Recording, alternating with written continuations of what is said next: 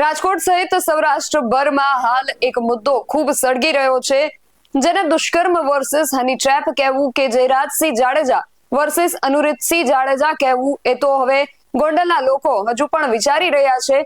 ત્યાં જિગીશા પટેલે આ અંગે ફરી એક પ્રતિક્રિયા આપી છે। શું છે સમગ્ર વિગત જાણીએ અહેવાલમાં। નમસ્કાર, BSN TV ન્યૂઝ પર આપની સાથે હું છું Nidhi Gadhvi. Talk of the town બનેલા રીબડાના અમિત ખૂંટે સુસાઇડ નોટ લખી પોતાની વાડીમાં ઝાડ પર લટકાઈને જીવ ટૂંકાવી લીધો હતો, અને જે બાદ ગોંડલના રાજકારણમાં ફરી એક વખત ગરમાવો આવ્યો છે। હવે આ અંગે ફરી જિગીશા પટેલે ગોંડલની જનતા જો કંઈક વિડીયો સંદેશ જાહેર કર્યો છે। શું કહી રહ્યા છે જિગીશા પટેલ, સાંભળીએ। નમસ્કાર। આત્મહત્યા એ વિકલ્પ નથી। અમિત ખૂંટ માટે ભગવાનના ચરણોમાં મારી પ્રાર્થના છે।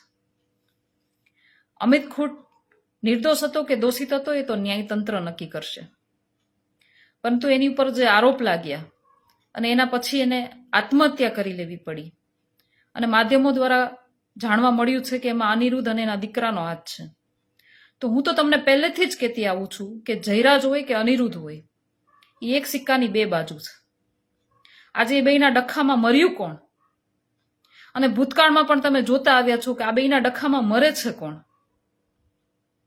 આજે એવું કહેવાય છે કે અમિત ખૂંટ છે એ જયરાજ જૂથનો માણસ હતો, એટલા માટે જ અનિરુદ્ધ જૂથના માણસોએ એને ફસાવી અને એની ઉપર રેપ કેસ કરાવડાવ્યો, અને એમાં એને પોતાનું જીવન પણ ટૂંકાવી નાખવું પડ્યું।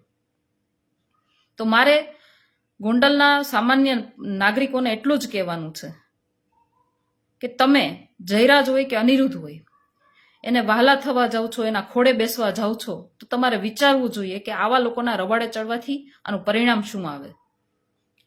બીજું મારે એ પણ કહેવું છે કે અમિત ખૂંટની આત્મહત્યા પછી જયરાજ ત્યાં પહોંચ્યા અને ત્યાં પરિવારને આશ્વાસન આપ્યું, પણ જ્યારે અમિત ખૂંટ જીવતો હતો ત્યારે તમે ક્યાં હતા?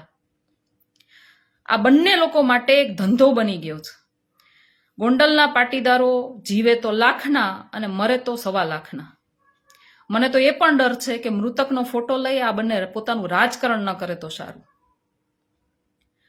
અમિત ખૂંટની ઉપર જે આરોપ લાગ્યા છે અને જે ઘટના બની છે પૂરેપૂરી, એ મેટરની અંદર ન્યાયતંત્ર અને પોલીસ તંત્ર કાર્યરત છે, અને આ મેટર છે, આ બાબત છે, એ સબ જ્યુડિસ મેટર છે। એટલે આમાં ફરિયાદી અને આરોપી બંનેની ગોપનીયતા જાળવી રાખવી ખૂબ જ જરૂરી છે, એટલે એના વિશે વધારે વાત પણ ના કરી શકીએ। પરંતુ મને લાગે છે કે અમિત ખૂંટને પણ પોલીસ તંત્ર ઉપર ભરોસો નહોતો, અને ત્યાંના સ્થાનિક લોકો પણ માને છે કે આ બંને જણા, જયરાજ હોય કે અનિરુદ્ધ, આ બંને જણા પોલીસને, તંત્રને મેનેજ કરવામાં ખૂબ જ માહિર છે।